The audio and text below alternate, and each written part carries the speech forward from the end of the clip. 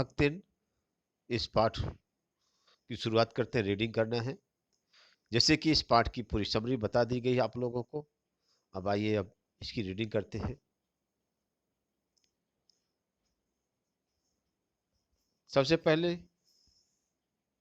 महादेवी वर्मा ने लेखिका महादेवी वर्मा ने भक्तिन का रेखा चित्र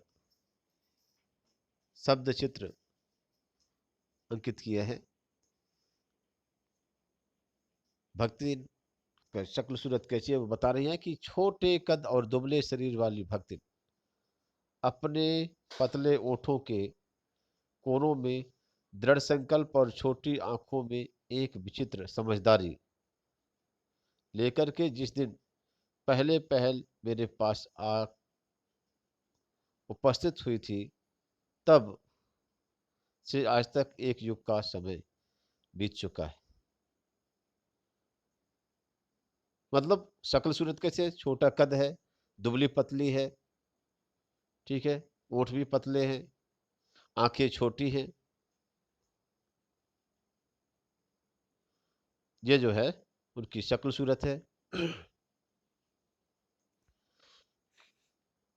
और उनके आने पर क्या है, लगभग एक लंबा समय बीत गया। पर जब कोई जिज्ञासु उससे इस संबंध में प्रश्न कर बैठता है, तब वह पलकों को आधी पुतलियों तक गिरा करके और चिंतन की मुद्रा में ठुड्डी को कुछ ऊपर उठाकर विश्वास भरे कंठ से उत्तर देती है, तो पचे का बताई, यह 50 वर्ष से संग रहित है। जब पूछते भैया क्या भक्तिन, अरे कब से रह रही हो आप मैडम के साथ में, महादेवी वर्मा के साथ में कब से आप रह रही हैं? तब क्या है, भक्तिन क्या कहती है, थोड़ा सा आंखों की पुतली नीचे को जो तो ऊपर आंखों को नीचे से करके, और क्या है, एक चिंतित मुद्रा में, जैसे बताते हैं लोग, क्या बताए तो पचेगा, मैंने क्या आप लोगों को क्या बताएं, लगभग क्या है 50 साल हो गए। इस हिसाब से मैं 75 की ठहरती हूँ, और वह 100 वर्ष की आयु भी पार कर जाती है। इसका भक्तिन के यानी इसका भक्तिन को पता है नहीं। पता भी हो तो भी जो है तो संभवतः वह मेरे साथ बीते हुए समय में रत्ती भर भी कम ना करना चाहेगी। मुझे तो विश्वास होता जा रहा है कि कुछ वर्ष और बीत जाने पर वह मेरे साथ रहने के लिए उसे खींच करके 100 वर्ष तक पहुंचा देगी, चाहे उसके हिसाब से मुझे 150 वर्ष की असंभव आयु का भार क्यों ना ढोना पड़े। लेखिका यहाँ पर ये कह रही है कि जब भी कोई भी भक्ति से पूछता है भाई कि आप कितने साल से आप इनके साथ में रह रहे हैं, तो कहते हैं 50 साल से। और ऐसा भी हो सकता है कि आने वाले समय पर वो बता दे कि लगभग क्या मैं 100 साल से इनके साथ में रह रही हूँ। वही सीधी सी बात है, भाई जब आप 50 साल से रह रही है साथ में, तो ये महादेव वर्मा ने पहले क्या है पढ़ा लिखा होगा, फिर इसके बाद सर्विस तब ना शुरू की होगी, तब आप आकर के नौकरी करने लगे उनके यहाँ अंडर में। तो इस तरीके से क्या है, उम्र जो है भक्ति जो जो बता रही है, उस आधार पर क्या है, महादेवी वर्मा की उम्र तो 70 साल की हो जाती है अगर 50 साल से रहेंगे साथ में, तो 100 साल बता देंगे तो क्या 150 साल हो जाएगी।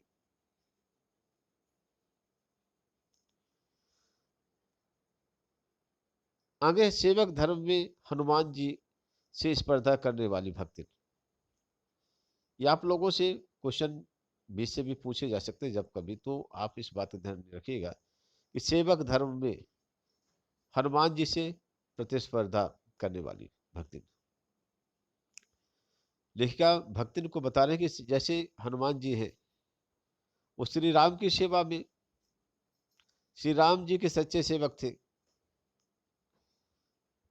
हमेशा राम जी के साथ में रहते थे, उनके सुख दुख में हमेशा छाया की तरह रहे। तो यहाँ पर महादेवी वर्मा भक्तिन को भी यही कह रही है कि मेरे सुख और दुख में भक्तिन हमेशा मेरे साथ रही। एज ए कॉम्पिटिटर, यहाँ पर जैसे जैसे राम जी की सेवा करने में हनुमान जी ने कोई कसर नहीं रखी, ठीक उसी तरीके से भक्तिन भी मेरी सेवा करने में कोई कसर नहीं रखी। किसी अंजना की पुत्री ना होकर के, जैसे क्या है राम, यहाँ पर हनुमान जी तो क्या है, अंजनी पुत्र पवन सुत नामा, क्या उनकी माता अंजना थी, और यहाँ पर इनकी लक्ष्मी, यहाँ पर कहना चाहिए भक्तिन की जो माता थी अनाम धन्या गोपालिका की कन्या है। उनकी माँ का नाम नहीं मालूम, लेकिन धन्य है माँ। एक ग्वालिन की बेटी है, गोपालिका की कन्या, और नाम है इसका लक्ष्मी।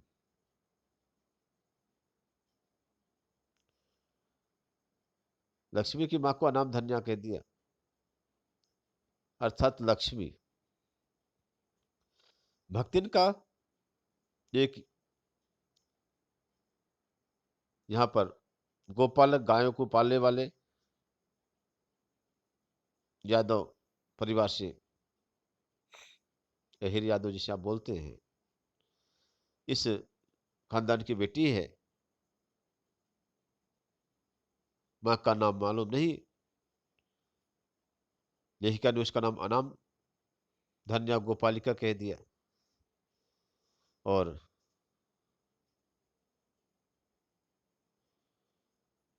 इस कन्या का नाम बताया लक्ष्मण, लक्ष्मी। लक्ष्मण अपभ्रंश है लक्ष्मी को, वहां पर क्या है, रियल नेम क्या, लक्ष्मी। पर जैसा मेरे नाम की विशालता मेरे लिए दुर्लभ है, वैसे ही लक्ष्मी की समृद्धि भक्तिन के कपाल की कुंचित रेखाओं में नहीं बन सकी। लेखिका ने बताया कि जैसे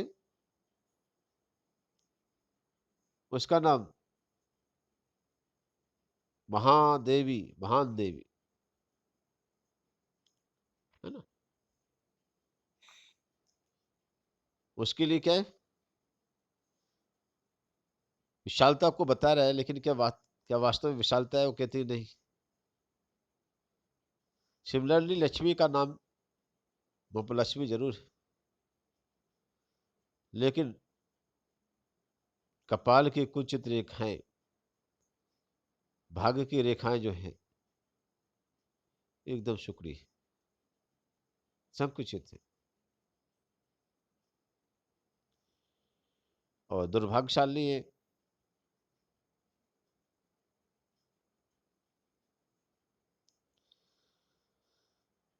लेखक कहते कि जीवन में लोग, मोस्टली सभी लोगों को क्या है, अपने नाम, अपने अपने नाम का विरोधाभास झेलना पड़ता है और जीना पड़ता है।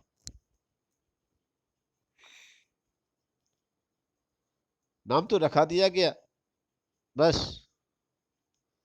रख गया नाम, बचपन में लाड़ प्यार में रखा दिया जाता है, लेकिन रियल लाइफ में उसमें कितनी सच्चाई रहती है, कैसे जीवन रहता है, इस पर डिपेंड करता है।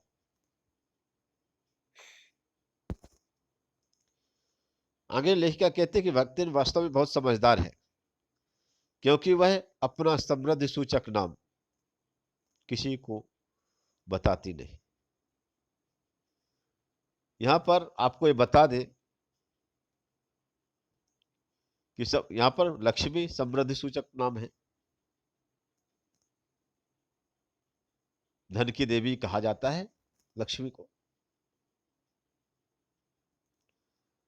लेकिन लक्ष्मी तो यहाँ पर भक्ति तो कंगाल है ना, गरीबी से जूझ रही है इस समय। तो भक्तिन बहुत समझदार है।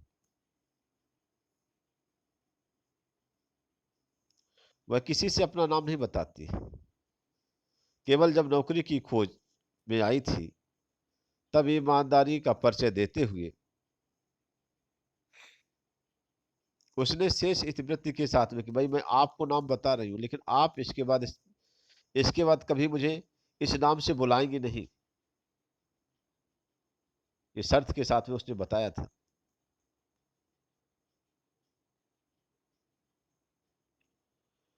उपनाम रखने की प्रतिभा होती तो मैं सबसे पहले उसका प्रयोग अपने ऊपर करती। उपनाम जो सरनेम लिखने की बात आती हो वहां पर, तो बोले कि मैं अपना जो तो सबसे पहले अपना नाम बदलती, दूसरा नाम रखने की अगर परंपरा मुझसे आती तो।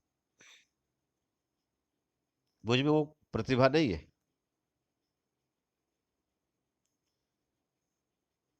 इस तथ्य को वह देहातिन क्या जाने। देहातिन किसको कहा? लक्ष्मी के लिए का, भक्तिन के लिए का।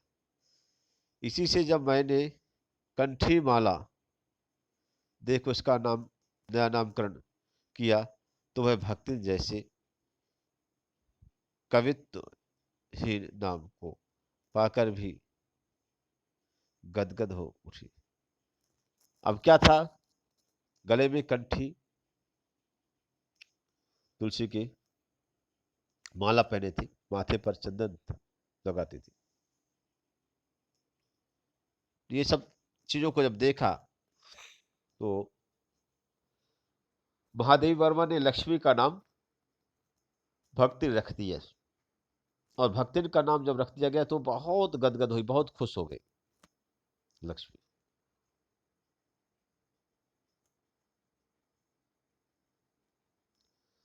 भक्तिन का जीवन का इस व्रत बिना जाने हुए उसके स्वभाव को पूर्णतः क्या अंशतः समझना भी कठिन होगा। भक्तिन के जीवन वृत्तांत को बिना जैसे जाने समझे और उनके स्वभाव को जानने की कोशिश की जाए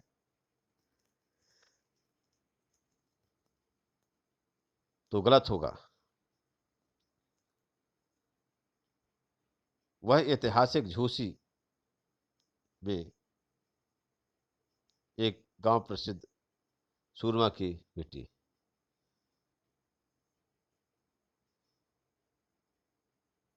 भक्तिन का नेटिव प्लेस कहाँ है? झूसी।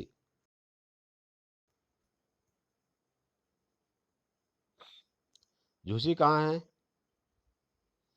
इलाहाबाद के पास है। और एक क्या सूरमा मतलब एक पहलवान की बेटी, इकलौती बेटी ही नहीं, क्या वो इकलौती बेटी और विमाता की किंवदंती बन जाने वाली ममता की छाया में भी फली। उसकी सगी माँ का देहांत हो गया था, तो सौतेली माँ ने जैसी भी ममता दी, जितना भी उसे प्यार दिया, उसमें उसने उसका पालन पोषण किया, पल पोषी।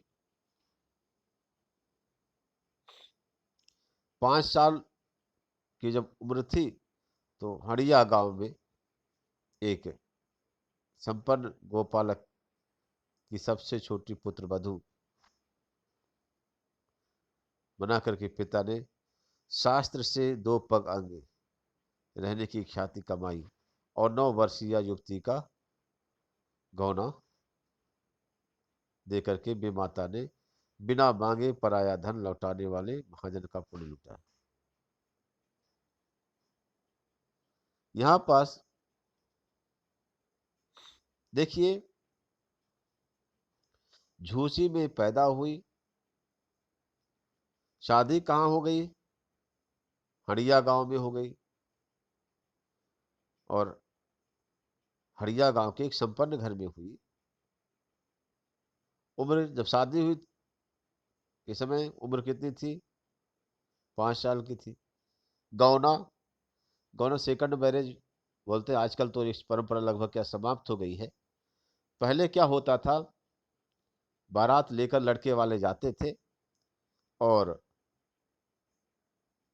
शादी हो जाती थी। शादी संपन्न होने के बाद बाराती दूल्हा सब वापस अपने घर आ जाते थे। बाद में 1 साल बाद, 3 साल बाद, 5 साल बाद, 7 साल बाद, 9 साल बाद क्या है, जहाँ जिसको जैसे भी व्यवस्थाएं बन पाती थी उस समय गौना सेकंड मैरिज होती थी। तो केवल लड़की की शादी हो जाए और लड़की अपने मायके में ही रहती थी। आजकल की तरह शादी के बाद ससुराल तुरंत नहीं चली जाती थी। उसे गौना, दुरागमन, सेकंड मैरिज ये बोला जाता था।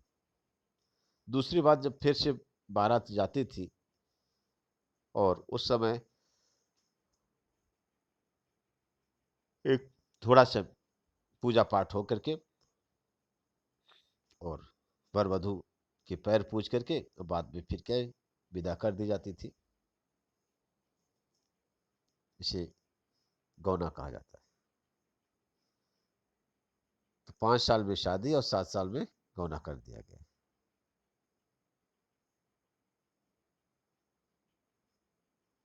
और जैसे बता दिया गया, जैसे क्या, जैसे कोई महाजन से पैसे किसी ने उधार लिया है और क्या है, सामने वाले से जो उसने मांगा नहीं उसके पहले उसको क्या पैसा उसके वापस कर दिया गया ब्याज से, तो क्या ये क्रेडिट अपनी बन जाती है।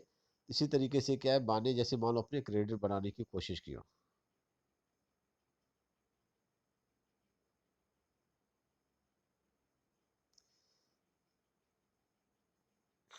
पिता का उस पर अगाध प्रेम होने कारण से स्वभावतः ईर्ष्यालु और संपत्ति की रक्षा में सतर्क विमाता ने उनके मरणांतक रोग का समाचार तब भेजा जब वह मृत्यु की सूचना भी बन चुका था।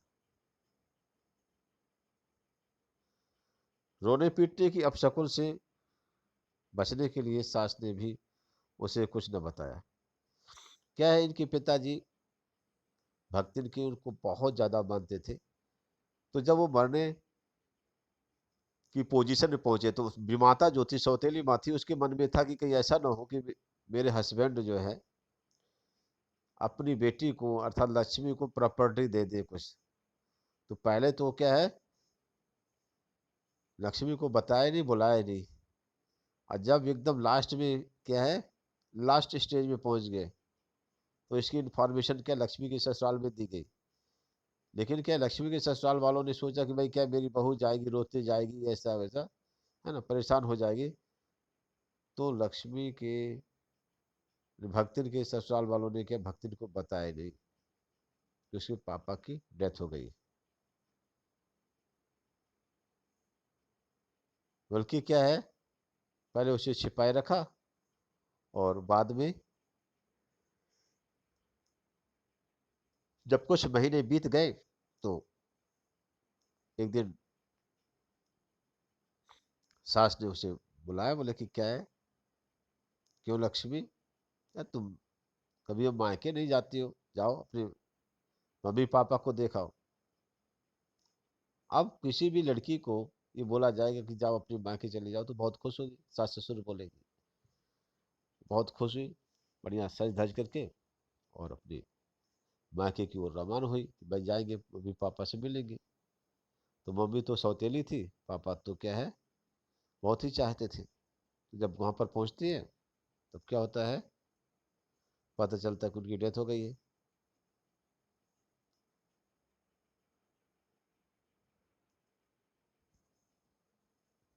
तो जब वह मृत्यु की सूचना भी बन चुका, रोने पीटने के अपशकुन से बचने के लिए सास ने भी उसे कुछ ना बताया। बहुत दिन से नैहर नहीं गई, सो जाकर के देखा वे, यह कह करके और पहना उठा करके सास ने जो तो उसे विदा कर दिया। इस अप्रत्याशित अनुग्रह ने उसके पैरों पर जो पंख लगा दिए थे, वे गांव की सीमा में पहुंचते ही झड़ गए। इस तरीके से सास ने जो उस पर जो असंभव कृपा की कि भाई जाओ मायके में जाकर देखा, ऐसा उसे लगा तो बहुत खुश थी। लेकिन जैसे ही गांव की सीमा में घुसी, उसके क्या है, जैसे पक्षी के पंख जो है तो उड़ते पक्षी के जैसे पंख झड़ जाते हैं और वह जो तो तड़पने लगता है। सिमिलरली क्या है, सॉरी, लक्ष्मी भी क्या है, जैसे मायके में पहुंचती है, मायके के गांव में पहुंचती है, उसे जब पता चलता है कि उसके पिता का देहांत हो गया है, जो भी आगे बढ़े तो लोग क्या कहें, हाँ लक्ष्मी ना वह आई है ना। और आपस में जब आगे फिर हम आई लक्ष्मी, लक्ष्मी अभी आई है, इस तरीके से क्या है आपस में लेडीज क्या है टांट कसते थे, किस पे, लक्ष्मी के ऊपर। क्योंकि लोगों के जो गांव देहात में भाई सभी को ये बातें बुरी लगी कि भाई क्या है, पिता के को मरे हुए मरी उसकी 13वीं आदमी कहीं अभी तक नहीं आई, अभी आई है ना, क्या हो गया इसको, है ना।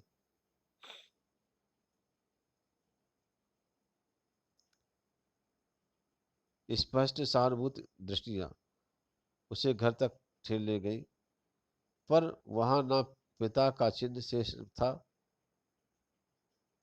ना बेमाता के व्यवहार में शिष्टाचार का देश मात्र था। जब वहां पर पहुंची तो पिता की कोई पहचान पहचान की वस्तु जो है तो घर में देखने को नहीं मिली, और सौतेली माँ ने कोई शिष्टाचार भी नहीं किया। दुख से शिथिल और अपमान से जलती हुई वह उस घर में पानी भी बिना पिए उल्टे पैर ससुराल लौट पड़ी। सास को खरी खोटी सुनाकर उसे विमाता पर आया हुआ क्रोध शांत किया, और पति के ऊपर गहने फेंक फेंक करके उसने पिता के चिर बिछोए की मर्म व्यथा व्यक्त की। मायके में उसने क्या है, पानी तक नहीं पिया, अपनी सौतेली माँ के दुर्व्यवहार के चलते चलाते। वापस लौट आई, सास के ऊपर अपना गुस्सा उतारा, और जयवर आदि जो तो फेंक करके और पति के ऊपर अपना गुस्सा उन्होंने उतारा। और पिता से हमेशा के लिए जो वियोग हो गया, उस पर विलाप वो करती रही, रोती रही। लक्ष्मी के जीवन का एक पहलू, एक स्टेप यहाँ समाप्त होता है। अब लक्ष्मी के जीवन का दूसरा परिच्छेद, दूसरा पैराग्राफ, दूसरा अंश, दूसरा भाग, दूसरा सोपान शुरू होता है।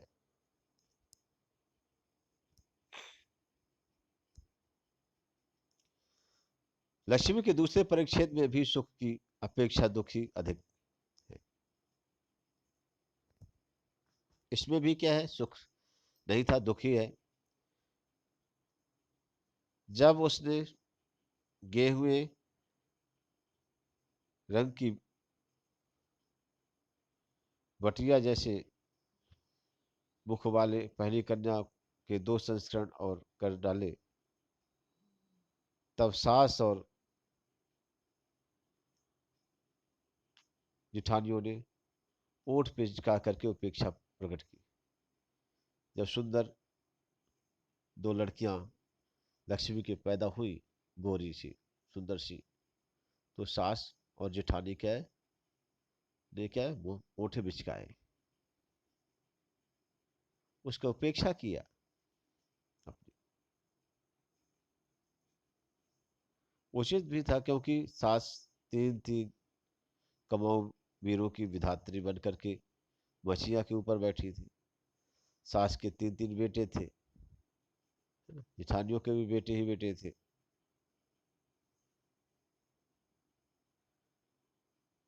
ठीक है।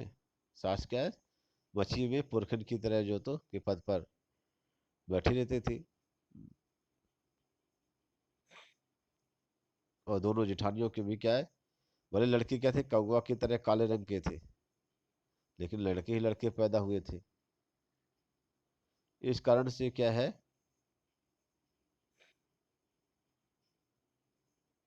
वो जेठानियां सास के बनने के बाद पुरखिन बनने के लिए, मुखिया बनने के लिए, मालकिन बनने के लिए दावेदार थी। छोटी बहू की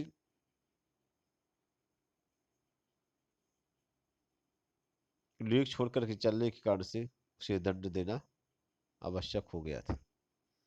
ये हुआ कि इस बहू ने क्या है, इसने बस सिस्टम से खराब किया है। ये तो बाकी सभी क्या, सास जैसे कि उसके लड़के लड़के हुए, तो बस जेठानियों के, दो जेठानियों के भी लड़के लड़के हुए, इसके सबसे पहले लड़की हुई, है ना। तो ऐसा जो तो जब हुआ, तो उसे लक्ष्मी को वो निरादर के भाव से देखना शुरू कर दिया। जेठानियां बैठ करके लोग चर्चा करती थी, बस गप सप हाँकती थी जेठानियां। उनके काले उठे लड़के धूल उड़ाते थे, उनके काले कलुटे लड़के क्या धूल में खेलते कूदते थे। वह मट्ठा फेरती, कूटती, पीसती, क्या पर रांधती, और उसकी नन्ही लड़कियां गोबर उठाती, कंडे पाथती। यहाँ पर क्या है, पूरा का पूरा काम, घर का पूरे का पूरा काम किसको, लक्ष्मी और उसकी बेटियों को करना पड़ता था।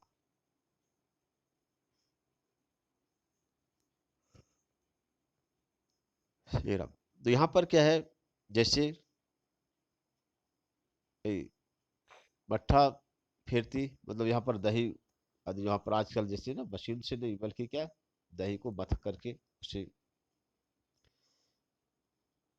मक्खन निकालना, है ना, फिर उसको पकाना, और इसके घी बनाना आदि, ये काम करना।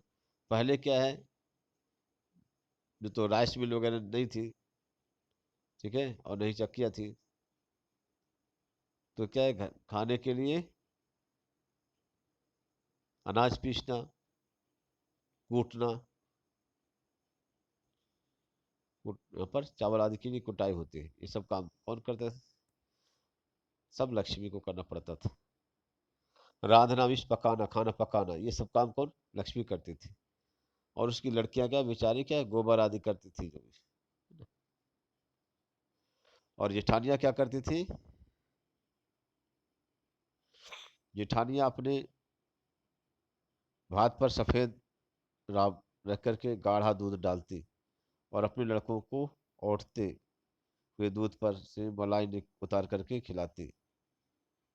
वह काले जो तो गुड़ की डली के साथ कठौती में मट्ठा पाती, और उसकी लड़कियां चाने बाजरे की घुघरी चबाती।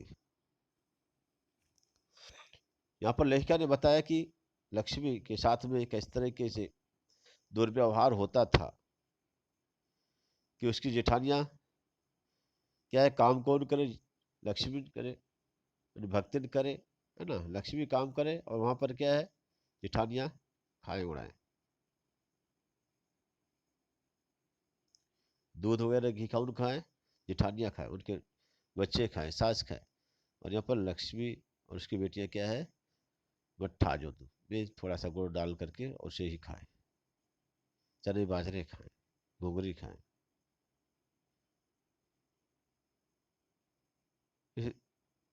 इस दंड विधान के भीतर कोई ऐसी धारा नहीं थी जिसके अनुसार खोटे सिक्कों को टकसाल जैसी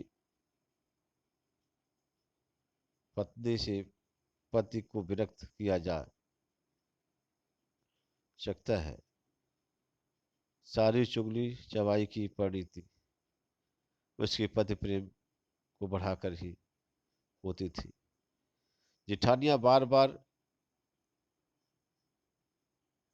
बात बात पर क्या धमाधम पीटी कूटी जाती थी, पर उसके पति ने उसे कभी उंगली भी नहीं छुआई। वह बड़े बाप की बड़ी बेटी थी। आगे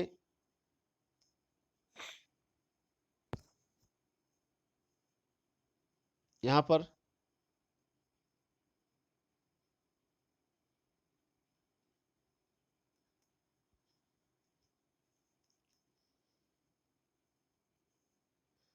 वही उस दंड विधान में कोई पर ऐसा कुछ विधान नहीं था कि पति पत्नी को अलग कर दिया जाए। अगर ऐसा भी होता तो यह भी संभव था कि लक्ष्मी को उसके पति से अलग किया जा सकता था।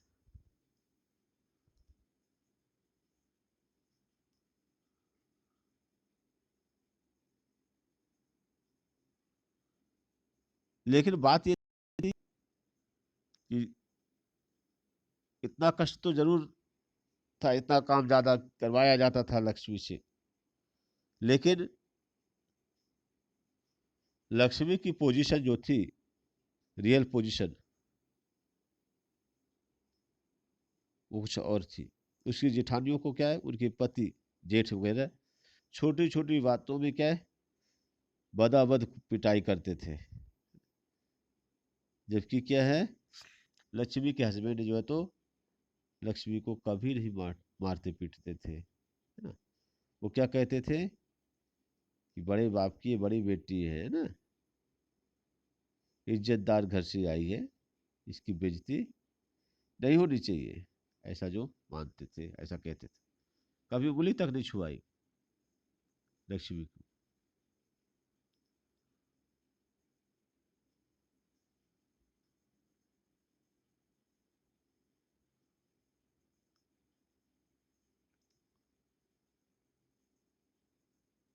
वो बड़े बाप की बड़ी बेटी को पहचानता था उसका पति। इसके अतिरिक्त परिश्रमी, तेजस्विनी और पति के प्रति रोम रोम में सच्ची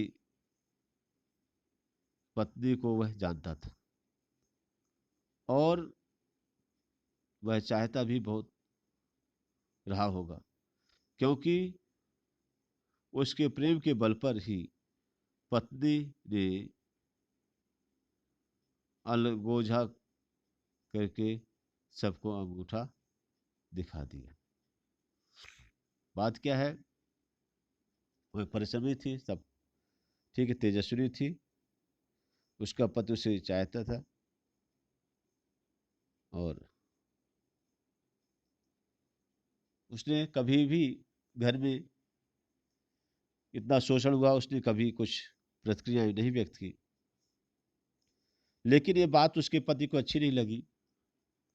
लक्ष्मी ने भी क्या है, तू मैं करने की अपेक्षा उससे बेहतर यह सोचा कि भाई क्या है, अलगौजा कर लिया जाए, अलग अलग क्या है, हिस्सा बटा दिया जाए, सेपरेट भाई हिस्सा बांट करा लिया जाए।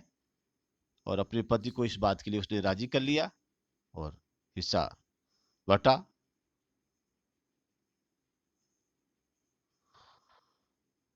अब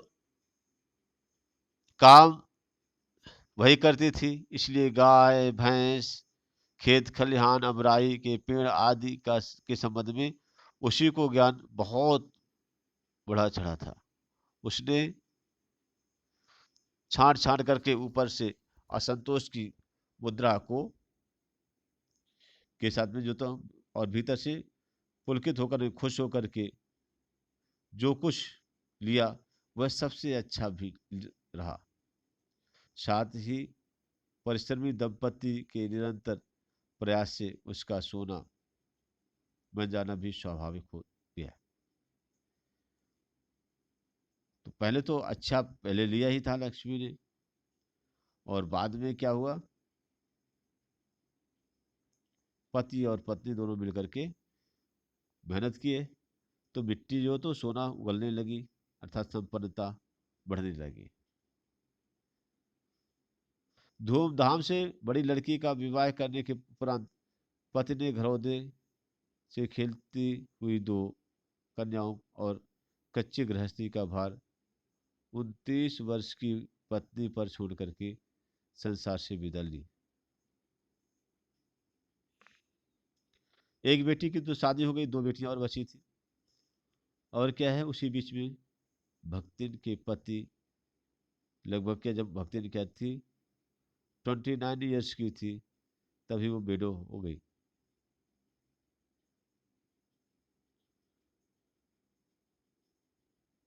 ठीक है।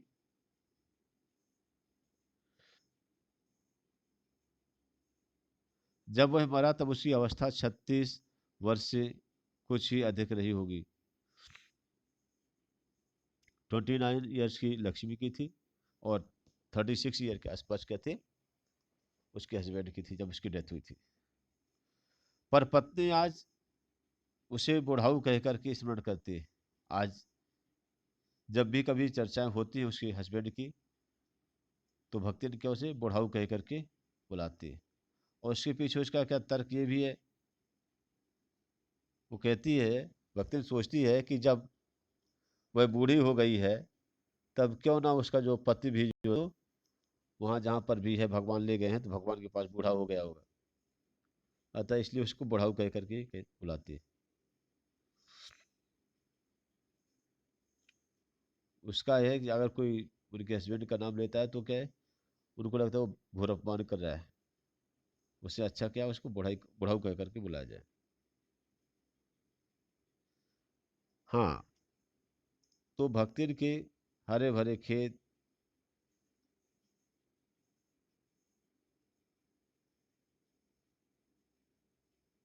मोटी ताजी गाय भैंस और फलों से लदे पेड़ देखकर जेठ जिठावतों के मुंह में पानी भर आना ही स्वाभाविक था।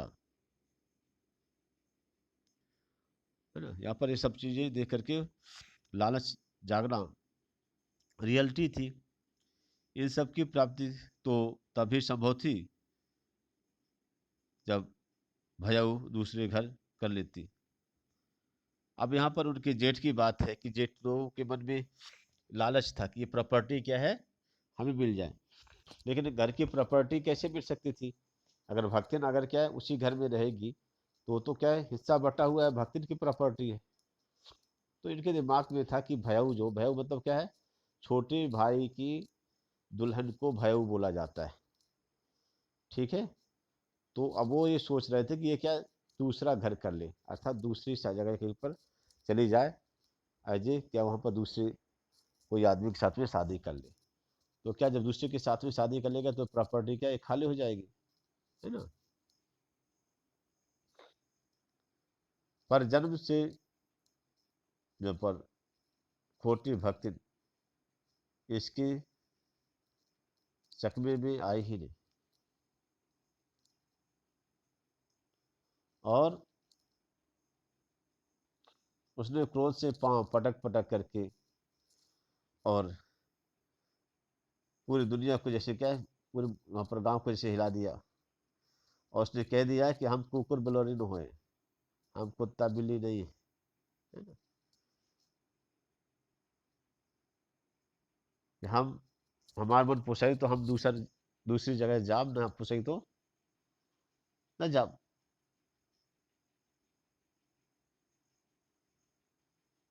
न जाम तो तुम्हारे पचे की छातियां, ये क्या है,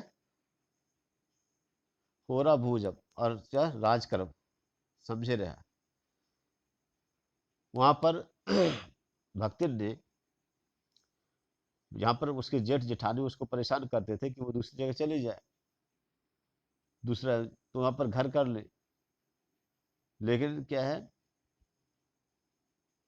लक्ष्मी ने कहा कि नहीं भाई, हम कुत्ते बिल्ली नहीं है,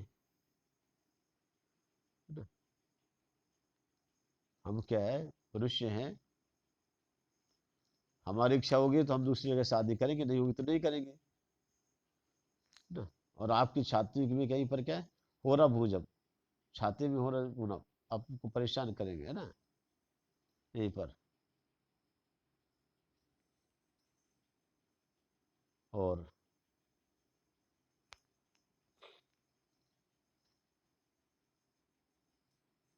राज कर यहीं पर रहेंगे, राज करेंगे, समझ में आई बात।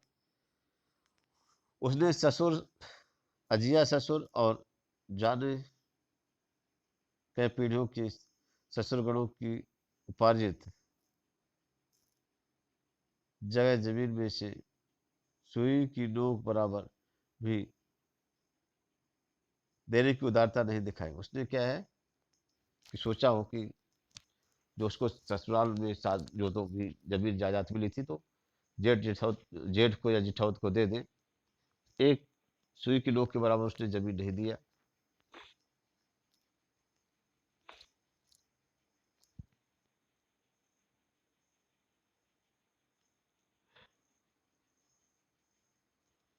इसके अतिरिक्त गुरु से कान फुकवाना, फुकवा करके कंठी बांध और पद के नाम पर घी से चिकने केशों को समर्पित कर अपने कभी ना टलने वाली घोषणा कर दी।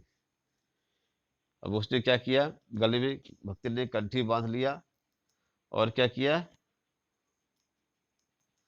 गुरु मंत्र ले लिया, कंठी जो तो पहन लिया, है ना। और साथ में क्या है, सिर भी मुड़वा लिए। ठीक है।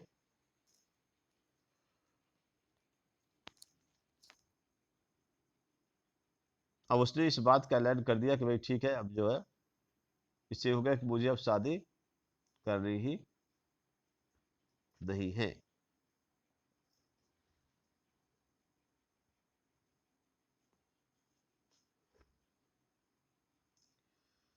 और संपत्ति पर अपने कभी ना टलने की घोषणा उसने कर दिया।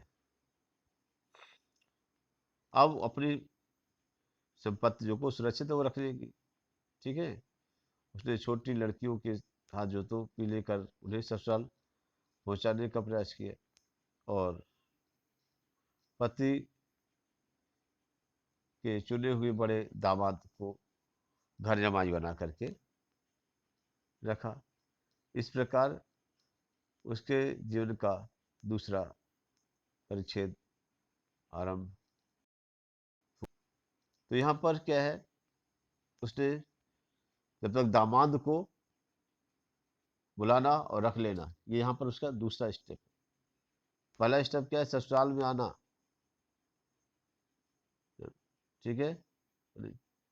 और आकर के क्या है, वहां पर पिताजी के यहाँ तक जाना, पिताजी वाले मायके का पहलू है वो पहला सोपान। दूसरा सोपान उसका क्या है, ससुराल में आना, सास को, जेठानी को उसके साथ में अत्याचार करना, उसका अपना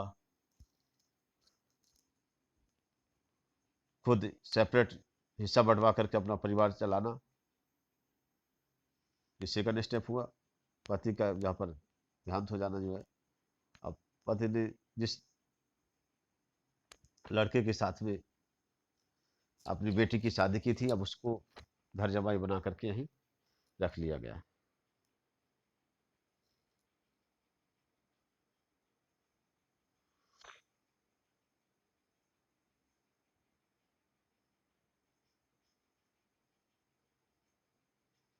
अब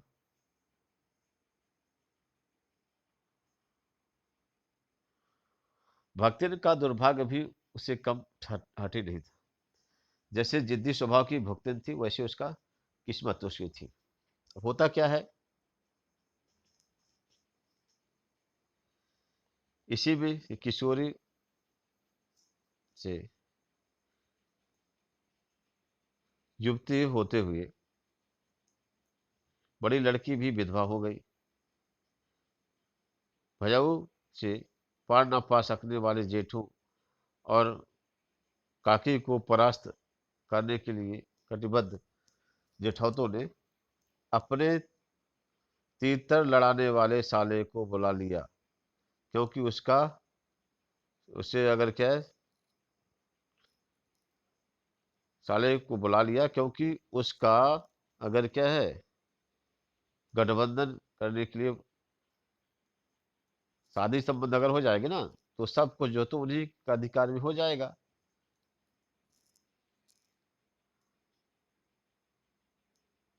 भक्तिन की लड़की भी माँ की ही से कम जो तो समझदार नहीं थी, इसी से उसने वर को नापसंद कर दिया। बाहर के बहनोई का आना चचेरे सालों को क्या है, चचेरे भाइयों को पसंद नहीं था।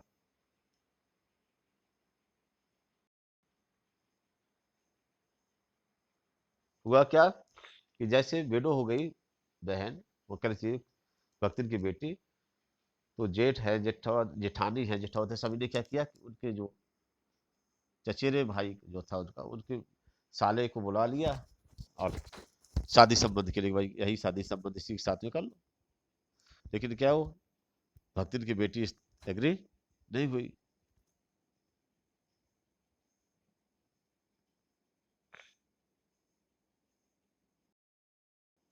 और इसके भाई ये सोचते थे कि अगर क्या इससे साथ में शादी हो जाएगी, मतलब क्या है, पूरी प्रॉपर्टी अपनी है, क्योंकि ये तो कामचोर मक्कार आदमी है ना? तो भाइयों के लिए सुविधाजनक नहीं था। अतः इन बाहर से कोई दूसरी जगह शादी कर लेगी तो इनके लिए उपयोगी नहीं था, भाइयों के लिए। अतः यह प्रस्ताव जहां का तहां रह गया। तब वे दोनों माँ बेटी खूब मन लगा करके अपनी संपत्ति की देखभाल करने लगी, और मान ना मान मैं तेरा मेहमान की कहावत चरितार्थ करने वाले वर के समर्थक उसे किसी न किसी प्रकार पति की पदवी पर अभिषिक्त करने का उपाय सोचने लगे। ठीक है, लड़की अपने माँ के साथ में काम करने में लग गई। अब यहाँ पर क्या है, उस तीतर मार जो उस लड़के के साथ में उस भक्तिन की लड़की की शादी करने के लिए उसके जेठाउत है, जेठानी है, और ये सभी लोग प्रयास करने लगे। एक दिन माँ की अनुपस्थिति में वर महाशय ने बेटी को कोठी में बेटी की कोठी में घुस करके भीतर से द्वार बंद कर लिया, और उसके समर्थक गांव वालों को बुलाने गए बुलाने लगे। ठीक है, युवती ने जब इस डकैत वर की मरम्मत कर कुंडी खोली, तब पंच बेचारे समस्या में पड़ गए। होता क्या है कि वहां जब वह काम में गई थी, और वह लड़का जो है तो वो साला जो कहना उनके चचेरे भाइयों का जो तो साला है, घर के अंदर घुस आया। तो भक्तिन की बेटी ने भी क्या उसकी अच्छी मरम्मत की, अच्छी पिटाई की, दरवाजा खोलकर उसको बाहर निकाला। तो बाहर क्या है, लोगों का क्या है, भीड़ इकट्ठा था।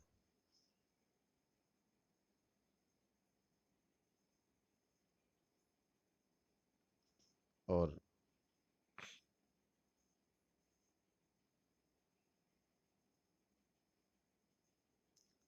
उसके पंच जो थे बेचारे समस्या में पड़ गए। तीतरवा युवक जब वो कहता था कि उसको निमंत्रण दिया गया था, उसको बुलाया गया था, तब वो गया था, है ना।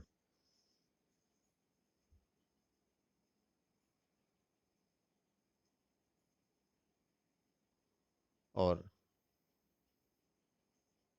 लड़की ने अपना एविडेंस देने के लिए क्या बताया कि मैंने क्या है, इसको बुलाया होता तो इसके चेहरे पर मैं थप्पड़ नहीं मारती। ये उसका एविडेंस था।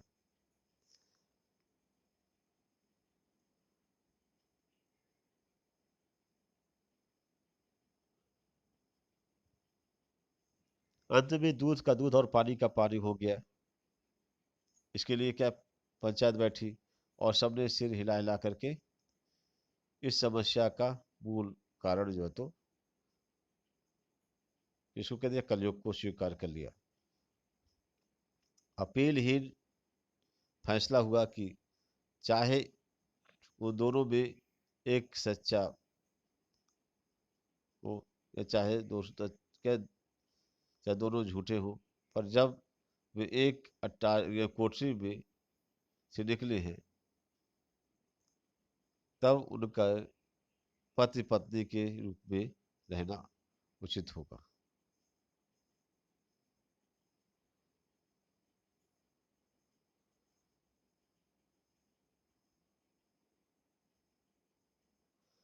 माँ ने आग्नेय नेत्रों से गले पड़े दामाद को देखा, संबंध को सुनकर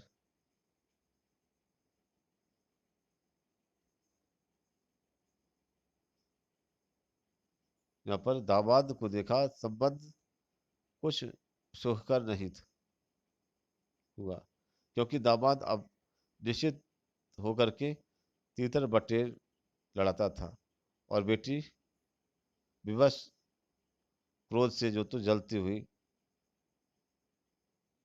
रहती थी।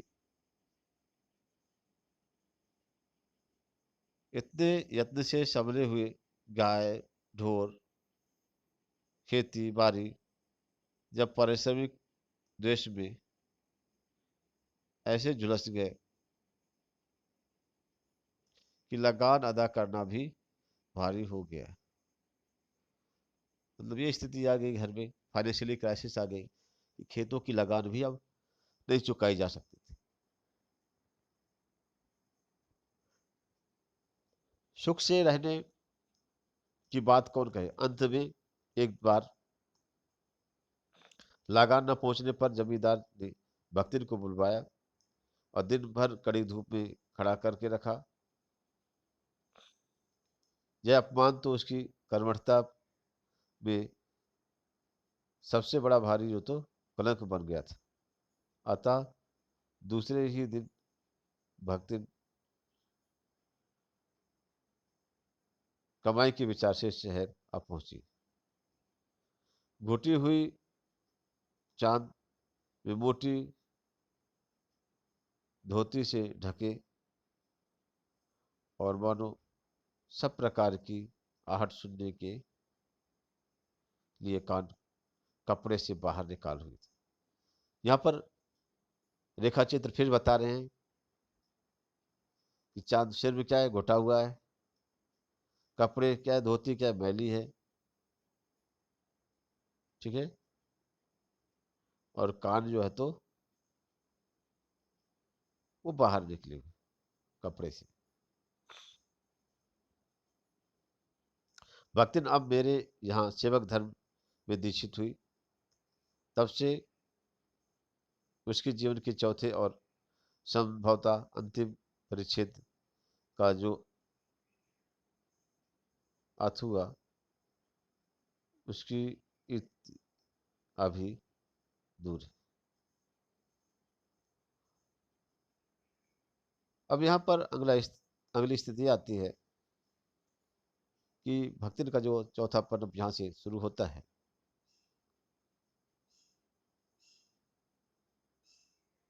वो लेखिका के यहाँ सेवकगिरी करती है, नौकरी करती है।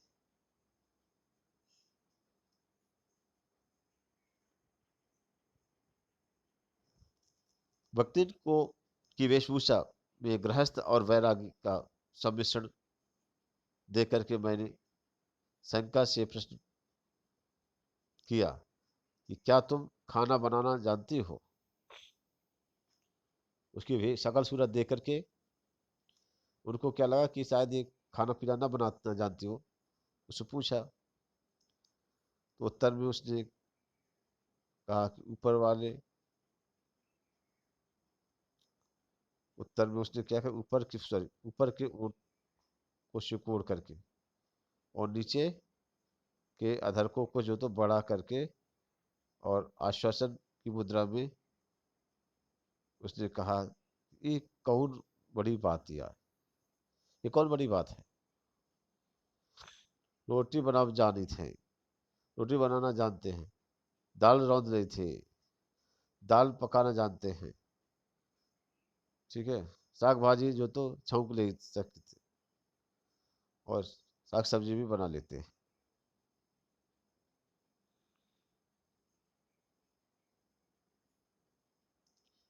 और रोटी बनाओ जानी थी, रोटी बना लेती हैं, दाल रांध लेते हो, ठीक है, दाल पका लेते हैं, साग सब्जी बना लेते हैं आदि। और बाकी का रहा, और क्या चीज़ इसके अलावा कौन है?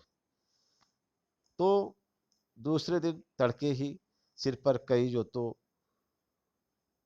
लोटे औंधा करके उसमें से मेरी धुली धोती जल के छींटों से पवित्र कर पहनी, और पूर्व के अंधकार और मेरी दीवार से फूटते हुए सूर्य और पीपल का दो दो जल से दो दो लोटे जल से अभिनंदन किया।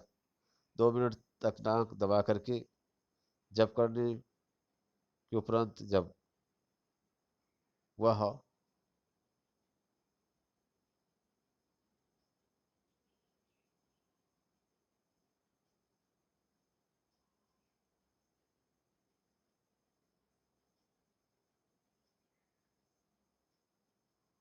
कोयले की मोटी रेखा से अपने साम्राज्य की सीमा निश्चित कर चौके में प्रतिष्ठित हुई, तब मैंने समझ लिया कि इस सेवक का साथ रहना जो है तो टेढ़ी खीर है। तो राइटर यहाँ पर ये बताना चाहते हैं कि व्यक्ति के जीवन के वो सोपान, अनछुए सोपान बता रहे हैं कि आखिरकार उसके जेठ और जेठानियों ने, जेठौत ने उसके साथ में कैसा व्यवहार किया और कैसा करना चाह रहे थे।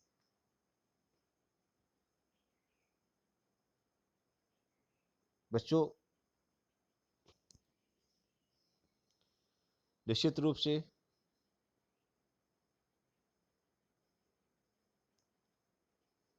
अब हम इसे यहीं पर समाप्त करेंगे। अगला वीडियो में इसे बताएंगे। Okay, thanks.